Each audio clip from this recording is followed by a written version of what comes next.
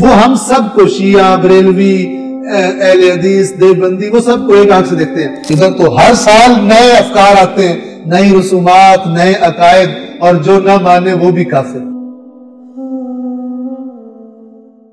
اب ہوتا کیا ہے، جب انسان اللہ کی فراہم کردہ معلومات سے آگے جمپ کرتے ہیں، وہاں سے پھر اختلافات، نظریات اختلافی اور لڑائیاں اور وہ وجود میں آتے ہیں۔ کاش کہ اللہ پہ ہی چھوڑ دیتے، جتنا اس نے بیان کیا اتنا ہی رہنے دو، تو کئی لڑائیاں ہوتی نہیں۔ ادھر تو ہر سال نئے افکار آتے ہیں، نئی رسومات، نئے عقائد، اور جو نہ مانے وہ بھی کافر۔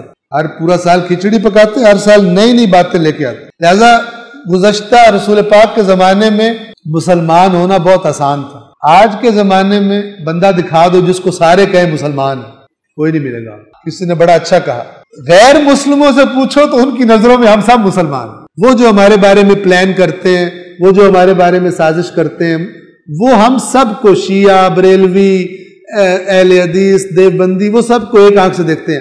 ہاں، یہ ہو سکتا ہے کہ ایک کو مارنے کے لیے دوسرے کو یوز کر لے، تھوڑا اس کو دانہ زیادہ ڈال دیں، دوسرے کو مارنا ہو تو یہ اس کے لیے ایسا کرتے ہیں، اور ان کرنا چاہیے، ہر ایک کو کرنا چاہیے جو بھی مکار ہے۔ لیکن اسلام کے اعتبار سے، رسول اللہ کے فالوور ہونے کے اعتبار سے، ان کی نظروں میں سب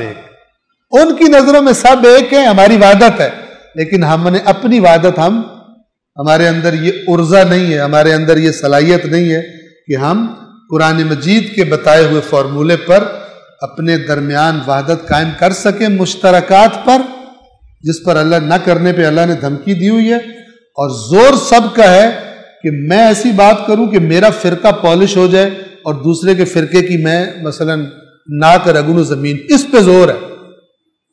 اور امت کس حالت میں پہنچ گئی، اس پہ زور ہی نہیں، خود پہنچائی ہے۔